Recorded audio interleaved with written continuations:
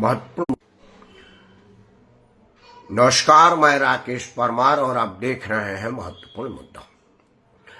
महत्वपूर्ण मुद्दे में आज का विषय है चुनाव, चाहे बैलेट से हो, ईवीएम से हो या हाथ उठा के ध्वनि मत से हो, जीतना भाजपा को ही होता है।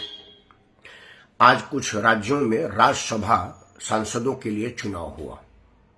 अब इसमें कोई भी विरोधी दल यह नहीं कह सकता कि ईवीएम हैक हो गया, क्योंकि यह चुनाव ईवीएम से नहीं हुआ था।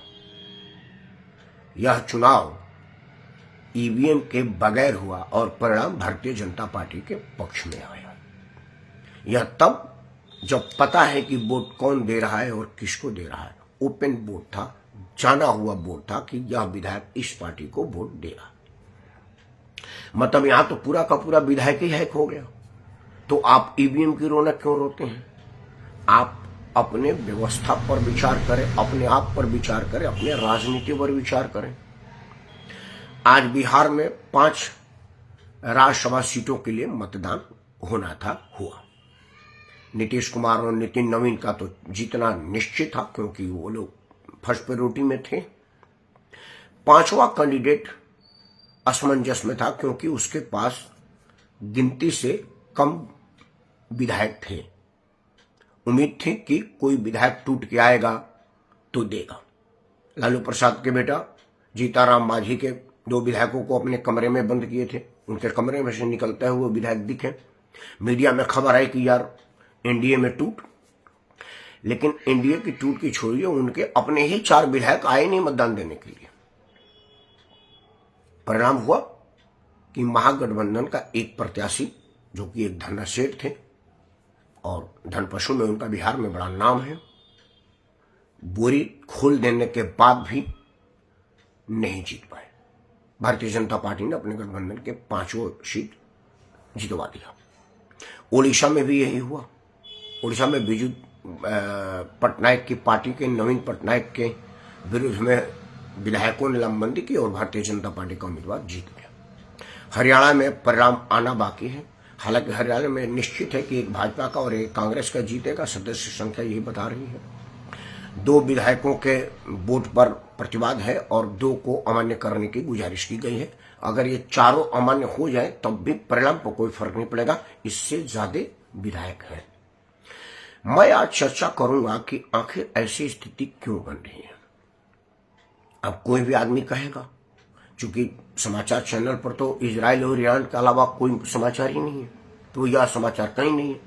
बस एक हेडलाइन से सुना और मैं बात ही जा करके इलेक्शन के वेबसाइट से डाउनलोड किया समाचार की भाई बोलना है तो अब इराक ईरान के अलावा कोई मुद्दा हो, क्योंकि छपरा में जो व्यभिचार हुआ है और वह बोलने लायक नहीं है, क्योंकि 32 मतलब उसी समाज के नपुंसक लोग विधानसभा में है जिस समाज की बेटी के साथ बलात्कार हुआ है। तो जब 32 नपुंसक कुछ नहीं बोल रहे थे, हम बोलेंगे तो नपुंसकों को कहीं शर्मिंदगी ना हो, तो हम एक दिन बोल दिए, कल आगे भी बोलते रहेंगे। मैं भोजपुरिया हूं। भोजपुरी को अष्टम अनुसूची में शामिल करने की लड़ाई है और यह 21 मार्च और 22 मार्च को दिल्ली के दादा देव ग्राउंड द्वारका में एक भव्य कार्यक्रम हमेशा के साथ इस साल हो रहा है। यह भी बोलने का विषय था, लेकिन हमने कहा कि प्राथमिकता यह हो कि हर बार लोग कहते हैं कि ईवीएम हैक हो गया। पहले कहते थे कि ईवीएम चोरी हो गई, बदल दी गई, बक्सा बदला गया। अब आजकल नया हो रहा है वोट चोर, गद्दी चोर, वोटे चोरी हो गया। आज का परिणाम इन सबसे ऊपर है, उनका विधायक ही चोरी हो गया। कहां तक बचोगे, कैसे बचोगे? अब आरोप लगेगा कि भाई विधायकों को खरीद लिया गया, भाजपा ने मोटी रकम दे दी। आपकी बात मान लिया, तो पहले बिकने की तैयारी आपके लोगों ने की, तभी तो यहां खरीदने वाला खरीदार आया। इस स्थिति को मैं एक अपने साथ हुए घटना से आपको बताऊंगा कि स्थिति क्या होती है, कैसे होती है खरीद और बिक्री पर। बहुत दिन की बात है, मैं उस वक्त मोटरसाइकिल पर चला करता था। कम से कम 25 साल से तो ऊपर हो गए मोटरसाइकिल से चले हुए। कालका मंदिर के आगे बत्ती हुआ करती थी, ऐसा बढ़िया रोड नहीं था और हमेशा की तरह से पुलिस बत्ती से आगे छुप कर बैठी रहती है पेड़ के नीचे। पुलिस वाला बैठा था, उसने मेरे को भी रोका जब मैं हेलमेट निकाला तो कहा, अरे राकेश आओ आओ आओ यार, तुमको शिकंजी पिलाते हैं। वो बगल में शिकंजी वाला ठेला लगाए बैठा था। पुलिस वाले ने उसको रोका तो वो तमतमाता हुआ बाहर आया, बोला तुम जानते हो मेरा बाप कौन है? खैर उसने नाम रखा, वो पुलिस के एक आला अफसर थे। मैं समझा कि ये बेचारा हवलदार आदमी छोड़ देगा, ऊपर से सलाम करेगा। उन्होंने बोला देखो ये मामला सिर्फ 20 रुपये का था। उस वक्त 20 रुपये घूस चलते थे, क्योंकि 12 रुपये पेट्रोल था और हम लोग 20 रुपये में कहते थे 20 का पेट्रोल डाले। पुलिस की रिश्वत 20 रुपये चलती थी बत्ती उट्टी पार कर लेने की। उसने बोला 200 रुपये लेंगे। बोला 200 रुपया क्यों? बोला अपने बाप से जाकर के बोल देना, वो मेरे से लेना बंद कर दे, मैं तेरे से लेना बंद कर दूंगा। और हाँ, आज ही का हिस्सा ना ले, 200 रुपया अलग से जाऊंगा, मैंने तुम्हारा घर देख रखा है, मालूम है कहाँ रहते हो, जाके दे जाऊंगा, जाओ। तो जब वो चला गया तो मैंने बोला यार भाई तुमने ऐसा क्यों किया? बोला यार वो अपने बाप से कहेगा, जरूर कहेगा, लेकिन उसका बाप कहेगा कोई बात नहीं, पैसा तो मेरे पास ही आ रहा है। बिहार में यही हुआ है। अगर आपका विधायक बिका है तो उसको बिकने की स्थिति पर लाया कौन और लाया क्यों? क्या कहीं ऐसा तो नहीं कि जितने में उसने टिकट लिया है भाजपा ने उससे ज्यादा का पैसा दे दिया, तो सोचा यार जितने में टिकट खरीदा उतना मिल गया, उससे ज्यादा मिल गया, विधायक ही रह जाए। मान लीजिए आप तो ये स्वीकार नहीं करेंगे कि विधायक को हमने पैसे पर टिकट दिया था, तो जाति को दिया था। मान लीजिए कि आपने जाति का आधार पर टिकट दिया और आप कहते भी हैं कि मैं फलाना जाति को, फलाना धर्म को, फलाना क्षेत्र को टिकट देता हूं, ये तो ओपन टीवी में बोलते हैं आप लोग। तो मान लीजिए कि आपने किसी जाति को टिकट दिया है और पता चला नरेंद्र मोदी ने उस जात का एक बढ़िया काम कर दिया और यहाँ उसके नाम पर टिकट आया और उस जात का कल्याणकारी कोई काम कर दिया, और विधायक कहेगा कि मोदी को इसलिए वोट दिया कि उन्होंने हमारे जात के लिए फलाने का इतने घर दिए, इतने आवास दिए, इतने इंश्योरेंस में पैसा दिए, इतने किसान समृद्धि योजना में दिया, इसलिए मैं मोदी को वोट दिया। और यह पार्टी कुछ कर नहीं रही थी, सिर्फ जाति खेल रही थी। माहौल तो आप ही ने बनाया ना बिकने की, तभी तो आदमी बिका। चाहे वो जात के नाम पर माहौल बनाया हो, घर के नाम पर बनाया हो, परिवारवाद के नाम पर बनाया हो। क्योंकि अंतरात्मा नाम की एक चीज होती है, वो राजनीति में कहीं दिखती नहीं है।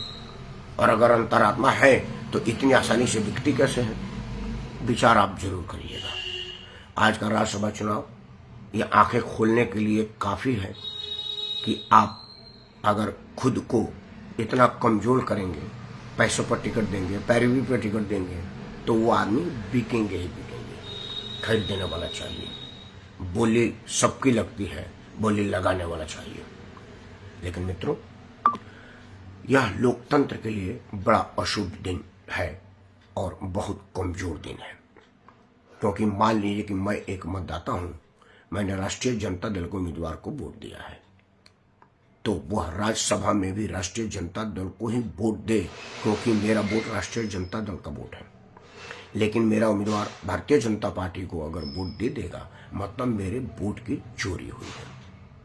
और यह चोरी शरेआम हुई है, ओपनली हुई है। इसमें कोई कह नहीं सकता कि ईवीएम हैक हो गया, वोटर लिस्ट गड़बड़ हो गई। नहीं, सीधा सीधा जीता हुआ आपका विधायक चोरी हुआ है।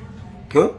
क्योंकि उसकी अंतरात्मा कमजोर थी, और अंतरात्मा कमजोर किया था आपने उसको प्रलोभन पर टिकट दिया था।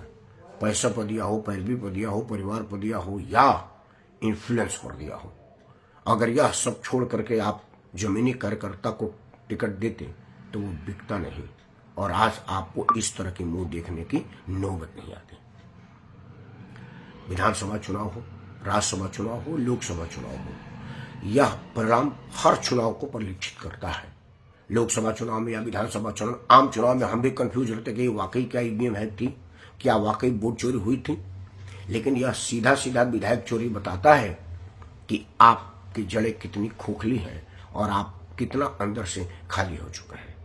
क्यों? क्योंकि ना तो आपकी कोई नियत है, ना ही कोई नियम है, और ना ही कोई नियति है। तो ना नियति है, ना नियम है, ना नीति है। तो इस सब के बगैर आप किस लिए राजनीति में है, यह समझने वाले समझ चुके हैं। क्योंकि आप किसी के पैदाइश की वजह से हैं, किसी की गुंजाइश की वजह से हैं, या ये नहीं है। मित्रों, परिणाम पर चर्चा मैंने इसलिए किया क्योंकि लोग भारतीय जनता पार्टी को वोट चोर के इल्जाम लगाते हैं और कहते हैं वोट चोर गद्दी छोड़। तो अब विधायक चोर पर क्या कहेंगे, देखने वाली बात होगी। और इस तरह की क्रॉस वोटिंग लोकतंत्र को कमजोर करता है, राजनीतिक मूल्यों को कमजोर करता है। इसी कमजोर करी के दुखी से मैं राकेश परमार दुखी हूं और आप सबसे प्रार्थना करता हूं कि जब आप मतदान देने जाएं तो इन सब चीजों से ऊपर उठ के मतदान दें। आपका मतदान ही इनको ऊंचे दाम पर बिकता है। अगर आपका मतदान नहीं मिलेगा तो ये 2 कौड़ी के लोग हैं, कोई खरीदेगा नहीं, द्वार पर कोई चाय नहीं पिलाएगा, खरीदना तो बड़ी दूर की बात है। तो इनके बिकने में आपका भी एक योगदान है। तो क्या उस पैसे में आपका भी कुछ मिला है या आप खाली रह गए? विचार जरूर करिएगा और हमें जरूर बताइएगा। आपके जवाब के इंतजार में मैं राकेश परमार आप सबको सादर प्रणाम करता हूँ। जय हिंद, वंदे मातरम।